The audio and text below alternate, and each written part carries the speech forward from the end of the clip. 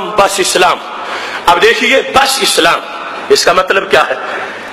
اس کا مطلب یہ ہے کہ اسلام میں اتنا کچھ ہے ہمیں اور کچھ گھڑنے کی ضرورت ہی نہیں. اسلام میں کوئی کمی نہیں ہے. پہلے جو ہے وہ مانتے ہیں, اب کیا جو نہیں اس پر تھوکتے. ہمیں کیا ضرورت ہے اس کام کی جو ہمارے نبی علیہ السلام کی سنت میں نہ ہو. کیا سرکار کوئی کمی چھوڑ کے گئے ہیں؟ آج کا نوجوان جو بھٹکتا پھر رہا ہے سینمے کی دہلیز پر اور کنجروں اور فلمی سٹاروں کے طریقے اپنا کے اپنے آپ کو خوبصورت بنانے کے ایسے کپڑے پہن کے کوشش کرنا چاہتا ہے, یہ موضوع اس کو جھٹکا لگا رہا ہے. کیا تیرے نبی کے پیکر پر سنتوں کی بہار تھوڑی ہے؟ کیا ان کا طریقہ اس میں کوئی کمی ہے؟ تو کیوں کہیں چرنے جاتا ہے؟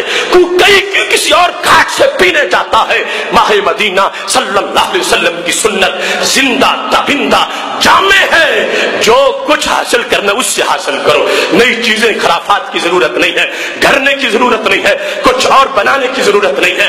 جو اور بنایا جائے گا وہ قبول بھی نہیں ہوگا. جو اصول قرآن میں آ گیا ہے اس کے زیر سایہ جو تفصیل ہوتی رہے گی وہ اور بنا ہوا نہیں, وہ تو قرآن کا حصہ ہے.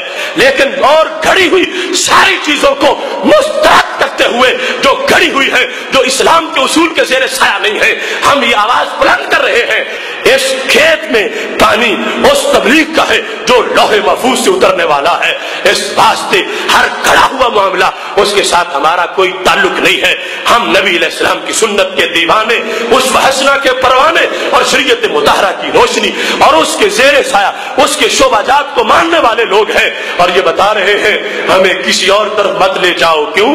اسلام بس اسلام. اور جنہوں نے کہا رب ہمارا اللہ ہے اور پھر سیدھے رہے. کیسے؟ کہ کسی نے کہا ویزا فرانس کا مل جائے گا مگر دستخط قادیانیت کے فارم پہ کرنے پڑیں گے. یہ نادار کٹیا میں بیٹھا تھا, اسے سونے کے محل کا جھانسا دیا گیا تو اس نے کہا یہ سونا تمہارے منہ پہ مارتا ہوں, میں اپنے نبی کے غدار کی حمایت کا لفظ نہیں بول سکتا. ثم استقم اور ثم استقاموا, یہ تھا بالکل نادار سا. چین آ گئی سودی کاروبار کی, راتوں رات کروڑ پتی بننے کا طریقہ.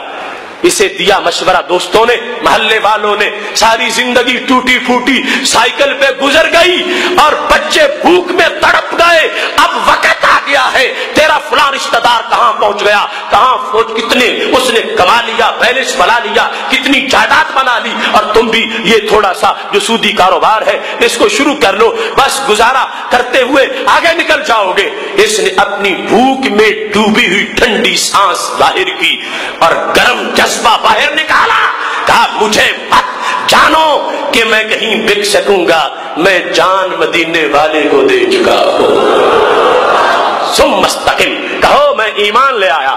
اس کے بعد پھر تم سیدھے رہو. کیسے؟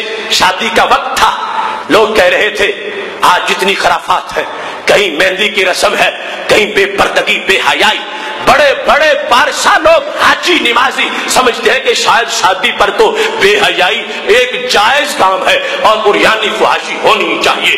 ایسے بڑے بازار کے اندر جب تقوی کی دھجیاں اڑ رہی تھی, لیکن استقم کا مطلب سمجھنے والے سے جب دوستوں نے بھی کہا, گھر کی خواتین نے بھی کہا, رشتہ داروں نے بھی کہا کہ کوئی نہیں یہ رسم ہو جائے, خوشی کا موقع ہے, تھوڑا بہت ہو ہی جاتا ہے. نہیں, اس نے کہا میں نے جو سبق طیبہ کی دہلیز سے حاصل کیا ہے اس کے مطابق میں جب نماز پڑھتا ہوں پھر بھی غلام نبی ہوتا ہوں, جب گھر میں شادی ہو پھر بھی غلام رسول ہوتا ہوں صلی اللہ علیہ وسلم. میں ایسا نہیں کر سکتا. لوگوں نے کہا فلاں کی دکان پر یہ دھندا ہو رہا ہے, لوگوں نے کہا فلاں کے کھیت میں یہ دھندا ہو رہا ہے, تم بھی کر لو, تم بھی ایسے کام میں آ جاؤ. اس نے ہر چیز کو پیچھے مسترد کرتے ہوئے اس بات کا نعرہ لگایا کہ نبی علیہ السلام نے جو شیڈول بیان کیا ہے وہ میرے سامنے ایک جملہ پوری زندگی کے لیے کافی ہے. اللہ اللہ اللہ